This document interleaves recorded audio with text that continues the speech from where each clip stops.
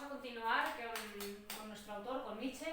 En esta segunda parte vamos a desarrollar la ética, la antropología y el problema de Dios. Como veis, está todo unificado en un super problema, ¿no? que atraviesa todas las ramas de la filosofía.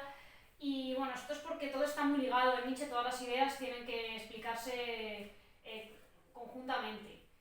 Lo que yo recomiendo es que de cara al EBAU y de cara al examen, pues que aunque tengáis una super respuesta que os permita responder a todos los problemas, que en función de lo que os pregunten, pues focalicéis, ¿no? Os centréis, os extendáis en unos aspectos o en otros. Por ejemplo, pues si nos preguntan la ética en un autor de la edad contemporánea, aunque vamos a contarlo todo, ¿no? Nos vamos a centrar, a insistir, a desarrollar, a inspirarnos en el apartado 3.1. O sea, ¿entendéis lo que quiero decir? ¿No? Como centrarnos un poco más y que el otro sea como bueno, esto aquí también ya sigue diciendo el qué, pero, o sea, que sea como secundario, ¿vale? Pero todo tiene que aparecer en todos los casos. Hablando tanto de ética como de antropología como de teología. Bueno, ya hemos estudiado, ¿no? Todas las críticas que hace Nietzsche pues a la cultura occidental en términos de pues a la metafísica, al arte, al lenguaje, a la ciencia, y esto se va a completar con la grandísima crítica que va a hacer a la moral. Esto lo vertebra todo prácticamente la filosofía de Nietzsche y en el fondo es un poco lo mismo. Esa división que había hecho Platón entre lo auténtico, lo verdadero y lo falso, o lo menos verdadero y lo aparente, ¿no? Es realmente una distinción que también va a aparecer en el cristianismo y en prácticamente pues, todas las religiones monoteístas, que va a ser la división efectivamente entre eso que es verdad, ¿no? Y eso que es menos verdad o menos auténtico o más aparente. Como decía Platón, había un mundo inteligible donde están las esencias estáticas y fijas, y un mundo sensible, que es una copia, que es un cambio continuo, que no nos muestra las cosas como son. El cristianismo va a reforzar esta idea, ¿no? Hay una verdad que es el cielo, es el reino de los cielos de Dios, y hay una otra parte de la realidad que es esta, que es nuestro mundo donde vivimos, que no es más que una especie de trámite, una pasarela hacia otro mundo, que es el verdadero, que es el mundo de Dios, ¿no? y el cielo, y esto nos lo tenemos que tomar como una especie de primera fase antes de ir al supermundo auténtico y verdadero y más válido y más guay. Entonces, realmente es la misma idea, ¿no? Lo que va a hacer además el cristianismo en este caso es, como ya había hecho Platón, pues renunciar o menospreciar o rechazar toda esta parte, ¿no? Todo aquello o sea, sometiendo realmente a todo aquello que tiene que ver con este mundo, con la intensificación de la vida, ¿no? Con las experiencias que nos hacen vivir una vida plena y satisfactoria. Realmente el cristianismo te va a decir que te moderes porque tienes que prepararte para otra vida que es la auténtica, y en esta vida pues ni esa... La vida no tienes que vivirla pletóricamente, ¿no? Sino, pues vamos a ver ahora, a través de una serie de actuaciones que tienen más que ver con la prudencia, con la moderación, con la humildad y con la obediencia, ¿vale? Bueno, hay un desprecio, dice Nietzsche, por la vida, y claro, siendo vitalista, pues eso lo denuncia, ¿no? Continuamente. Vamos a ver qué pasa con estas dos morales, ¿no? de las que habla Nietzsche. Bueno, en primer lugar, Nietzsche va a intentar hablar sobre la moral occidental, la moral que es herencia directa del cristianismo, y para ello va a emplear el método genealógico, ¿vale? Genealógico. El método genealógico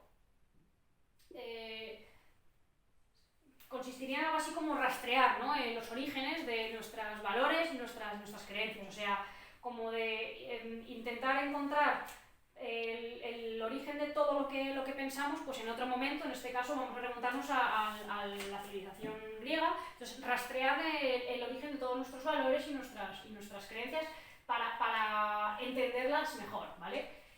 Bueno, pues Nietzsche se va a remontar a los siglos, ¿no? a la Grecia arcaica, ¿no? Antes quizá de la llegada de los para Nietzsche, los enemigos del vitalismo, que son Sócrates y Platón, y bueno, pues va a hacer un análisis de lo que pasaba por aquel entonces. Para entender lo que pasaba por aquel entonces tenemos que comprender que existen dos tipos de morales distintas. Para Nietzsche, ¿no? Existe una moral que es la moral del rebaño, donde se fomentan, ¿no? Se intentan, pues, legitimar una serie de valores, como pueden ser, vamos a poner aquí, la humildad, la obediencia, la sumisión, la caridad, la moderación, ¿vale? Y vamos a distinguirlo de otro tipo de moral donde lo que se valoran son pues, otras cosas como, vamos a poner aquí, pues, la fortaleza, ¿no? el vigor, el individualismo, ¿no? Pues quizá el orgullo o la superioridad, ¿no? Bueno, ese tipo de valores que va a decir, sí, la nobleza, ¿no? Va a decir Nietzsche que definen en realidad el espíritu griego auténtico, ¿vale? Y que el cristianismo ha tachado como algo malo, como algo incorrecto, como algo que no es modélico y que no es el camino para nada a seguir. Bueno, el asunto es que estos valores, ¿no? Los que corresponden con la moral del rebaño, ¿no? Pues por el rebaño, la sumisión, la obediencia, etc., el cristianismo ha hablado de ellos en términos de bueno. Esto es lo bueno. Y esto es lo malo, ¿vale? Esto es lo que hay que evitar, porque hay que evitar el egoísmo, hay que evitar el creerte superior a los demás, el pensar más en ti que en el resto, ¿no? Y hay que potenciar esto, pues la obediencia, la sumisión, la caridad, la solidaridad, la prudencia, etc. Vale, estos son la visión, ¿no? cristiana, y esta es nuestra la herencia, la moral actual es una herencia de todo esto, y pues, realmente es así, o sea, seguimos valorando mucho cosas como la humildad, ¿no? como el sacrificio frente a otras cosas como pues, la intensificación de la vida, ¿no? o el orgullo o el individualismo. Vale, pero dice Nietzsche que esto no siempre ha sido así.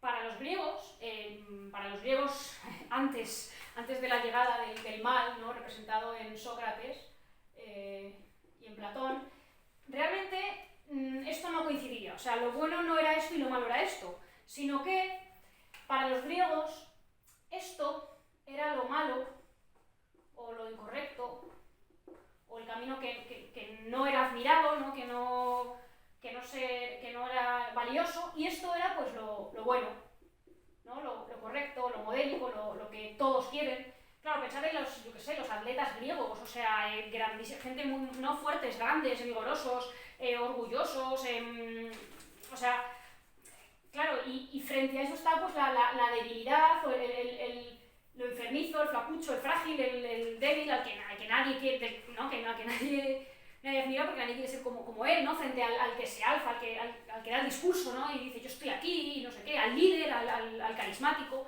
Bueno, pues es verdad que los griegos consideraban que lo malo era esto y que lo bueno era esto. Dice Nietzsche que con la llegada del cristianismo, a partir de las ideas de Sócrates y Platón, se produce la inversión de los valores y que se empieza a considerar bueno lo que era malo y malo lo que era bueno, ¿vale? Bueno, pues claro, ¿qué sucede? Nietzsche va a reclamar no una vuelta original a esto, ¿vale? Porque, o sea, no va a imponer que tenga que cambiar, pero sí va a plantear la posibilidad de una transvaloración de los valores, ¿no? De que las cosas vuelvan a colocarse donde estaban. O al menos que no estén colocadas de manera tan fija y tan estática, ¿vale? O sea, evidentemente nosotros hemos heredado esta moral cristiana, aún muy presente en nuestras vidas, y dice Nietzsche que es el momento, ¿no? de empezar a darle la vuelta a las cosas. Vale. Vamos a borrar. Bueno.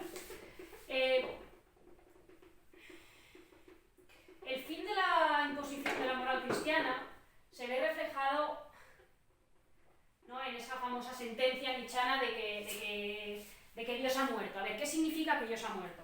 Vale, cuando Nietzsche habla de Dios, habla de cualquier cosa que haya representado, ¿no?, el lugar de Dios, ya sea la razón ilustrada, o la ciencia, o el Estado, o sea, como un poco hablar de esa verdad que lo legitima todo y que le da sentido a todo. Bueno, pues dice Nietzsche que en su época, ¿no?, y desde hace ya unos años, ese Dios ha entrado en descrédito. El Dios cristiano también ha entrado en descrédito, ¿no? O sea, desde la ilustración y la consideración de la fuerza de la razón, que hay que, ¿no?, que hay que desprenderse de prejuicios, de la visión cristiana, clásica, ¿no?, y pensar por sí mismo, ¿no? O sea, Pere Aude, pues desde ese momento ya como que quizá la idea de un Dios omnisciente, omnipotente, empieza como a perder el valor, ¿no? Surge el ateísmo, además, como corriente aceptada. O sea, hay gente desde la ilustración que es atea, dice que no cree en Dios. O sea, claro, cosas que históricamente nunca se habían aceptado. Bueno, pues dice Nietzsche que ya en el momento en el que se encuentra Europa, no tiene sentido colocar a nada por encima del resto. Y que además el error histórico ha sido colocar siempre algo. O sea, esa colocación de un Dios que ahora sería igual otra, ¿no? Internet, Dios ha muerto, Internet ha muerto. O sea, un poco la idea de quitar ese algo divino que es como supremo y que le da sentido a todo. Bueno, pues Nietzsche reclama eso, reclama la muerte de Dios, la muerte de la verdad absoluta como tal, ¿vale? Lo expresa en su famosa sentencia, ¿no?, de que Dios ha muerto. Vale. El Dios cristiano, el Dios musulmán, o sea, el Dios de la ciencia, o sea, todo, prácticamente todo la supremacía de algo por encima de todo. Y lo que pasa es que Nietzsche es consciente de que matar a Dios o decir que ya eso no tiene sentido, en pleno siglo XIX ya no tiene sentido la creencia en ese algo superior, trae consigo una serie de consecuencias, ¿no? Cuando todo el mundo ha recurrido a Dios para saber lo que es bueno y lo que no, y lo que tiene que hacer y lo que no, el problema es que la gente se queda completamente desamparada, desvalida, si tú ya les dices que Dios no está, ¿vale? Que Dios ha muerto. Si Dios representa el referente, si es el referente, insisto, para saber lo que es bueno y lo que es malo, si matan a Dios es como si matan a los padres, ¿no? O sea, ya no sabes qué es lo bueno y qué es lo malo, porque tú antes ibas a la iglesia para saber precisamente lo que tenías que hacer y lo que tenías que evitar. Si matas a Dios, dice Nietzsche que entras en un estado de nihilismo, ¿vale? Porque estás matando el origen de los valores y estás matando lo que ha representado, ¿no?, la distinción o el separar lo bueno de lo malo. Entonces, si Dios decía lo que era bueno y lo que es malo y lo has matado, pues ya no sabes lo que es bueno y lo que es malo, ¿vale? Dice Nietzsche que eso supone la entrada en una etapa de nihilismo. Nihilismo viene del griego nihils, que significa nada, ¿no? El nihilista es el que ha perdido los valores, el que no... O sea, para quien nada tiene valor, realmente. O sea, la justicia no es nada para el nihilista, ni la vida seguramente sea nada. O sea, realmente todo ha perdido su sentido. Bueno, pues frente a este nihilismo, dice Nietzsche que hay como dos posibilidades. Están los nihilistas, ¿no?, pasivos, que son los que una vez se han muerto Dios, pues se deprimen porque no son capaces de encontrarle un sentido a sus vidas, ¿vale? Si ya no hay valores, no hay nada. Y luego está, por otra parte, los nihilistas activos, o dice Nietzsche, aquellas personas que utilizan la muerte de Dios precisamente para empezar de nuevo, ¿no? Como decir, bueno, vale, pues se ha muerto Dios, ya no he perdido los valores tradicionales, se han ido al garete, habrá que hacer algo, ¿no? Habrá que construir algo nuevo, habrá que edificar una nueva moral o hacer algo, pero no nos podemos quedar de brazos cruzados o llorando en nuestra cama. Esa es la actitud del nihilista auténtico, el nihilista pasivo, ¿no?, que se quedan en casa durmiendo, porque no puede salir de la cama, ¿vale? Hay un activismo en el nihilismo, dice Nietzsche, que va a tener que ver con esto, con la construcción de nuevos valores. Bueno, ahora vemos. La muerte de Dios la anuncia Zaratustra. Zaratustra es un profeta persa que utiliza Nietzsche mucho, ¿no?, en sus escritos para anunciar, pues, el fin del ser humano tal y como lo conocemos, el último hombre, que ahora veremos a qué se refiere. que aún cree en Dios y aún cree en los valores de Dios, etc. Y anuncia, por otra parte, la llegada de un nuevo ser, ¿no? De lo que va a ser el superhombre, que ahora vamos a ver con más detenimiento. Vale. Bueno, pues tenemos a Zaratustra con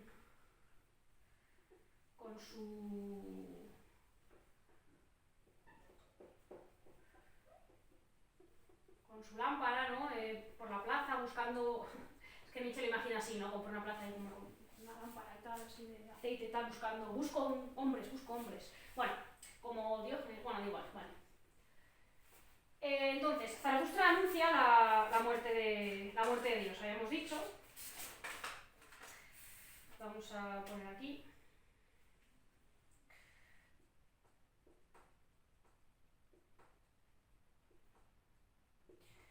Y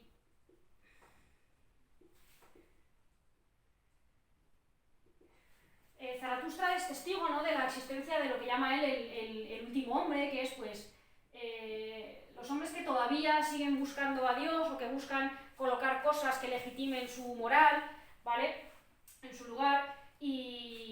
Pero bueno, Nietzsche dice que este último hombre todavía piensa en Dios y es el hombre más despreciable, dice Nietzsche, incapaz de despreciarse a sí mismo, ¿no? Una vez haya vivido el último hombre, llegará el superhombre, que ahora vemos que se distingue del último hombre. Pero antes, bueno, vamos a ver qué es esto de la voluntad de poder.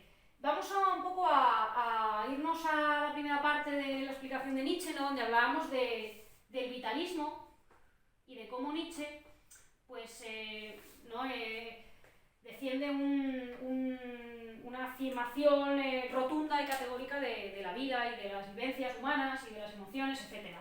Vale, pues realmente esto tiene mucho que ver con esto, porque el nihilista no es nada vitalista, porque el nihilista pasivo, no acepta la vida tal y como es, porque está esperando que llegue Dios otra vez y que le diga cómo tiene que actuar. El vitalista es el que, dice Nietzsche, afirma la vida tal y como es. ¿Vale? Afirma la vida. Y afirma la vida con un Dios muerto, sin nada ocupando su lugar. El que afirma esta vida, ¿vale? El que intensifica esta vida. Pero esto de afirmar la vida es bastante complicado, porque afirmar la vida implica también aceptar y querer y amar todas las cosas malas de la vida, porque hay muchas cosas malas. Si tú afirmas la vida, tienes que afirmar incluso el estado de alarma y la pandemia del coronavirus, porque tú amas la vida. Y la vida tiene cosas chungas y tiene muertes, ¿vale? Esto es tu vida y está aquí la muerte de personas que se han ido, ¿vale? Y la pandemia del coronavirus.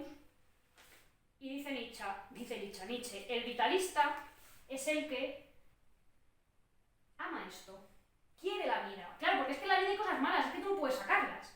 Entonces, si tú amas la vida, la amas, con todas sus consecuencias, ¿vale? Bueno, pues Nietzsche era un auténtico vitalista y choca mucho con su vida, ¿no? Pero es que esa vida fue trágica, pero es que Nietzsche amaba su vida. O sea, Nietzsche habría elegido su vida de nuevo. O sea, ese es el verdadero espíritu del vitalismo. Bueno, pues es que el vitalismo va ligado a esto de la voluntad de poder. El vitalista es aquel que desarrolla la voluntad de poder. La voluntad de poder tiene que ver con la voluntad de vivir de Schopenhauer, de la que hablamos en el vídeo anterior, ¿no? Y es pues ese conjunto, vamos a poner aquí, voluntad de poder.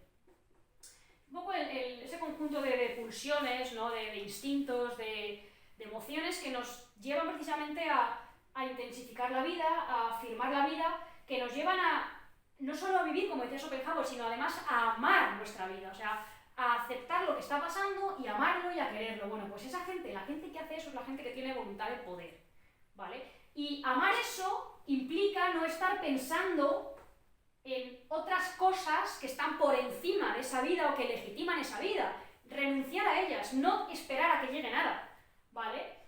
El que tiene voluntad de poder es vitalista y no quiere esto, quiere vivir su vida.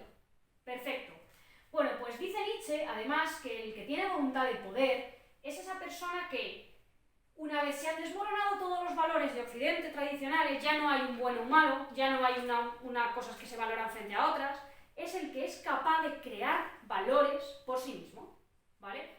De vivir la vida de tal manera que no acepte esos valores impuestos, sino que sea capaz de crear sus propios valores, su propia moral, ¿vale? Entonces, esa persona, dice Nietzsche, esa persona que tiene voluntad de poder, que afirma la vida, ese es el superhombre o Überman, ¿vale? Y, bueno, ahora pues lo tenemos aquí está, es que me tengo que quitar la chaqueta para que veas el superhombre nietzscheano, ¿vale? Bueno, pues el superhombre nietzscheano es la superación de ese último hombre, ¿no? del que habla Zaratustra, y es aquella persona que es vitalista, que afirma la vida, que acepta la vida y que tiene voluntad de poder, ¿vale? Que es capaz de crear sus propios valores, no siguiendo esta estela tradicional del pensamiento cristiano, de la cultura, sino a partir de su propia experiencia vital, ¿vale?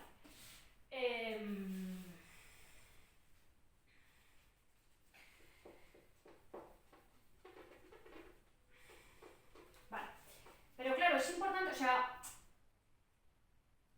el asunto es que, o sea, no se trata tampoco de decir, pues para mí lo bueno es tal, sino está un poco por encima de lo bueno y de lo malo. O sea, de hecho, hay una obra muy famosa de Nietzsche que es Más allá del bien y del mal, y un poco, o sea, el superhombre se sitúa más allá del bien y del mal. O sea, no se aferra a ese bien, ese moral histórico, ¿no? Sino que realmente lo que busca no es tanto qué es bueno y qué es malo, sino qué intensifica la vida y qué no intensifica la vida, y qué mejora la vida y qué no lo mejora. Habla en esos términos, ¿vale? No habla en términos de bueno y malo, eso ya quedó atrás.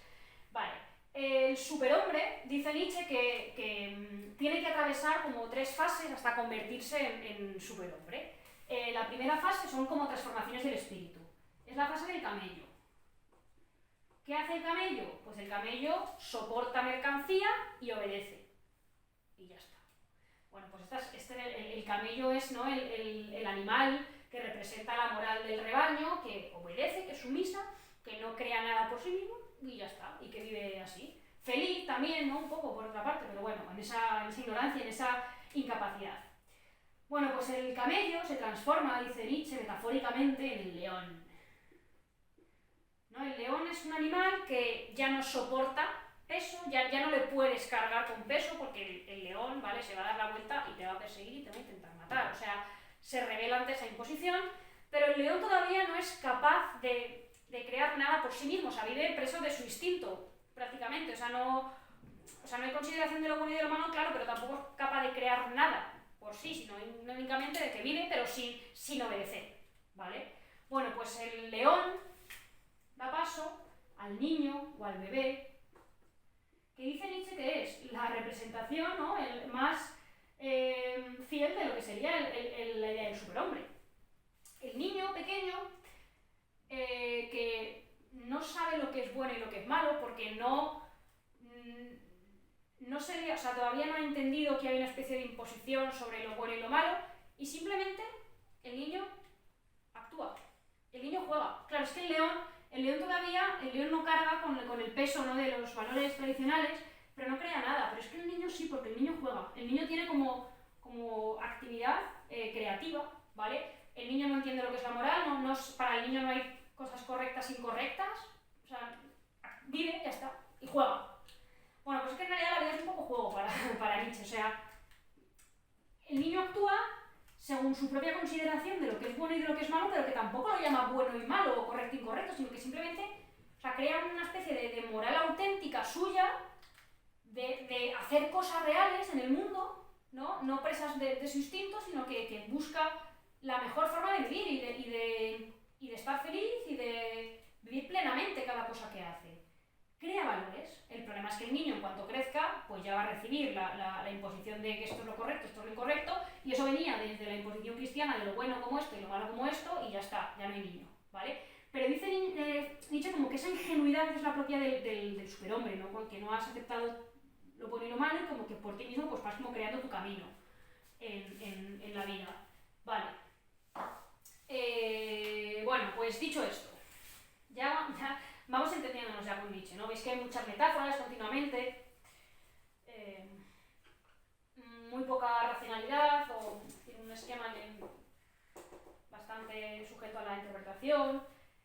El eterno retorno. Bueno, el eterno retorno dice Nietzsche que es su pensamiento más pesado, dice. Ha habido muchas interpretaciones del eterno retorno, porque es cierto que es bastante complejo. Vamos a intentar explicarlo en relación, ¿no?, con todo lo que hemos visto antes. Para que os hagáis una idea, el eterno retorno es lo que no desea en absoluto el nihilista. El que sigue pensando en Dios, o en los valores típicos propios del cristianismo, o en que haya algo superior que legitime su existencia, ese no acepta el eterno retorno y le resulta realmente una pesadumbre y le resulta muy doloroso el eterno retorno. Bueno, aquí ya nuevas influencias griegas, sabéis que para los griegos, ¿no?, pues el tiempo era algo así como cíclico. Entonces Nietzsche apuesta por una existencia en la cual tú siempre quieras que todo lo que te ha sucedido en la vida se repita continuamente, ¿vale? El eterno retorno es lo que acepta y lo que quiere el vitalista, ¿vale?, el que ha renunciado a Dios, el que crea valores por sí mismo y el que vive la vida de tal manera que le gustaría que se repitiera eternamente, ¿vale? Bueno, pues el eterno retorno es un poco esa idea, es la vida repetida eternamente, que es lo que distingue al nihilista, al que se ha muerto cuando ha muerto Dios, porque no tiene nada ni va a crear nada, del superhombre, el vitalista, el nihilista activo, que ha recuperado, ¿no?, el sentido de su existencia y que ama su vida. Y si tú amas tu vida, dice Nietzsche, amarías que se repitiera continuamente, incluyendo lo malo, insisto, o sea, esas muertes familiares trágicas que nadie quiere, dice Nietzsche, que tú tienes que amar tu vida de tal manera que quieras incluso repetir eso, o sea, hasta el infinito. Otra vez repetiría la muerte de mi abuelo, otra vez, ¿no? Como, o sea, porque es que la vida tiene eso. Entonces el vitalista es el que acepta el eterno retorno y le gustaría que su vida se repitiera eternamente, porque la ama, porque le gusta su vida, ¿vale? Es lo que no aceptaría o con lo que jamás podría el nihilista. Dios, esta vida, pero ¿cómo voy a aceptar esta vida de mierda donde si no tengo valores porque ya no puedo crear mis propios valores, porque sigo anclado en esta tradición, en estos valores cristianos? Entonces no quiero que se repita esto es un sufrimiento. Para Nietzsche no es un sufrimiento la vida, ¿vale? Entonces eso sería el eterno retorno. Vamos a, parafraseando un poco a Nietzsche, a Kant, ¿no? Sería como, o sea, vive de tal manera que quisieras que tu vida se repitiera durante toda la eternidad. O sea, Nietzsche, o sea, antes de morir, ¿no?, Nietzsche se da la vuelta y dice, a ver mi vida. ¿Quiero que se repita mi vida? Bueno, pues el que dice sí quiero que se repita es el vitalista, es el superhombre. El que no quiere que se repita es el nihilista, ¿vale? Claro, Kant miraría atrás y diría, ¿he cumplido mi deber? ¿He cumplido el imperativo categórico? Nietzsche dice, no, he amado la vida, ¿vale? He intensificado la vida. Y eso, vale. Hay más interpretaciones del eterno retorno. En una obra que se llama De la visión y el enigma, Nietzsche da ahora una interpretación como cosmológica sobre el eterno retorno, ¿no? La cuestión sería algo así como concibiendo cíclicamente el mundo y eterno, ¿no?, el tiempo, como los griegos. Claro, el asunto sería que si todo es eterno, o sea, estas situaciones, estas fuerzas, ¿no?, que o sea, en un momento dado se unen y cómo se combinan las partículas entre sí, dado que hay un número finito de partículas, en realidad en algún momento tendrá que volver a repetirse. O sea, una vez hayamos agotado todas las posibles combinaciones entre las partículas y las fuerzas que se ejercen entre ellas, ¿no?, y entre todas las cosas, dentro de mucho tiempo como que se habrán agotado todas las posibilidades y todas las posibles existencias y todas las posibles decisiones que puede haber tomado una persona a lo largo de la historia de la humanidad. Entonces en algún momento como que todo tenderá a repetirse, se tendrá que volver a repetir, porque esas fuerzas son finitas y las partículas son finitas, ¿vale? Claro, ¿cuándo? Pues vete a saber, pero como que pensando en un mundo cíclico, realmente todo debería volver a repetirse. Para que lo entendáis, la música es un buen ejemplo de esto, ¿no? La realidad de la música tiene como un número limitado de posibilidades de combinación, o sea, hay unas notas, ¿no?, y no hay más, ¿no? Hay como, o sea, X notas, X figuras musicales, X posibilidades armónicas, muchas sí, pero hay X, ¿no? O sea, un número N, entonces, o sea, limitado. O sea, tú puedes hacer muchas melodías, pero como tienes un número finito de ritmos y de tonos, pues en algún momento puede que que se agoten las posibilidades y que haya que volver a empezar, ¿no? Qué horror, y entonces el reggaetón vuelve o sea, no, claro, la idea es como que cuando ya se hayan agotado las cosas, ya no se pueda componer una canción nueva porque ya esté todo compuesto, pues se volverá al principio, se volverá a lo mismo, ¿no? Entonces un poco esa idea de que el mundo pues es finito, o sea, perdón, de que sí, las posibilidades de creación son finitas en un mundo eterno y que todo pues volverá en algún momento, ¿vale? Pero Nietzsche prefiere que te quedes con la, con la interpretación vitalista, ¿no? Más que con la cosmológica, vale. Bueno, algunas consideraciones finales sobre Nietzsche para que se entienda todo el pensamiento. Creo que no me dejo nada. Vale, el asunto es que en Nietzsche ya no podemos hablar en términos de bueno o malo, ni de verdad mentira, ¿vale? Porque ya hemos dicho que para Nietzsche todo lo que hay son vivencias, intuiciones, perspectivas personales, entonces no tiene sentido una cosa que sea necesariamente o universalmente buena para todo el mundo o verdadera. Realmente el superhombre no crea, o sea, no es que digas, pues bueno, no habla en términos de bueno o malo, sino que habla en términos de favorece la vida o no favorece la vida, ¿vale? Y va a buscar lo que favorezca e intensifique la vida y va a rechazar lo que no favorezca o no intensifique la vida. Al final, todo se va a parecer más a una especie de creación artística, ¿no? Que a un tratado de moral. O sea, la vida es más arte, dice Nietzsche, es que es creación, o sea, la vida es... Los valores son estéticos en todo caso, porque es como... Es bonito, o sea, lo que está haciendo es bonito, sería. No es bueno, si no es bonito, mejora la vida. Entonces, la vida tiene más que ver con el arte y con la creación que con otra cosa. Por eso es importante la teoría estética de Nietzsche, la distinción Apolo-Dionisio, porque nos pone en contacto, ¿no? con esta idea de que al final la vida es más como valores estéticos, bonito, feo, te queda bien. No, o sea, Nietzsche diría, me ha quedado bonita la obra, o sea, Nietzsche se va a morir y dice, qué cuadro tan bonito me ha quedado. Ya no habla en términos de bueno o malo, porque eso ya no tiene sentido, en realidad, o sea, lo bueno deja de ser bueno, pasa a ser malo, y entonces nada de eso tiene realmente valor, ¿no? Tiene más valor lo que tú consideres que mejora tu vida o lo que no. La reinterpretación nazi de Nietzsche venía aquí por la voluntad de poder, ¿no? Pues lo puedes interpretar como voluntad de poder, es lo que tiene la raza aria, que es una cosa que distingue a la gente superior de la gente débil y tal. Bueno, o sea, el superhombre, ¿no? También, o sea, el superhombre es un nazi, pues hombre, no, para Nietzsche el superhombre no es un nazi porque está hablando en términos morales, nada ideológico, nada político, ¿vale? Y bueno, pues aquí está Nietzsche desmontando todo el edificio de la cultura occidental y del cristianismo. Y claro, pues le dieron por todos los lados, evidentemente. Vale, pues ya está.